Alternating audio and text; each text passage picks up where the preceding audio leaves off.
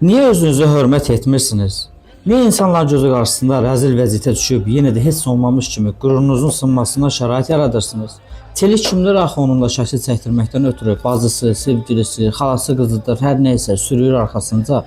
Hələ yuxarıdan tullana gələn qadına baxın. Əksər sosial mediada sizin düşdüyünüz vəziyyətdən yazıb qınayırlar. Öz ölkələrində belə sizə gülüb lağ edirlər.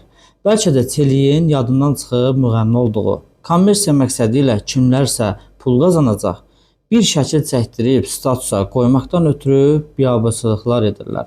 Hələ bəzi qızlar hansısa müğənni gələndə etdiyi biabırçılıqları demirəm. Az qalır qucağına tullana, öpə və ya daha hansı biabırçılıqlar edə. Niyə özünüzə normal apara bilmirsiniz? Çelik Alim Qasımovdan, Mənsim İbrahimovdan güclü sənətkardır. Aygün Kazımovadan, Röyadan, Zülfiyə Xanbabeyevadan daha mı yaxşı oxuyur? Könül Xasiyevanın konsertlərinə niyə getmirsiniz?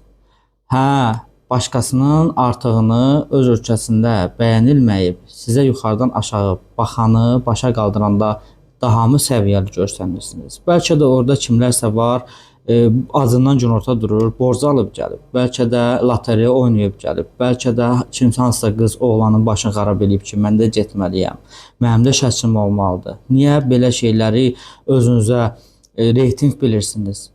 Belə biabırçılıqlar lazımdırmı bizə?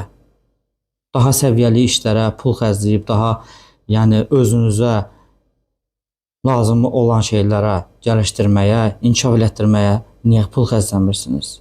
Sənətkarlar qalıb kənarda, gedib kimlərdən ötürü hansı rəzil duruma düşürsünüz? Biabırçılıqdır bunlar.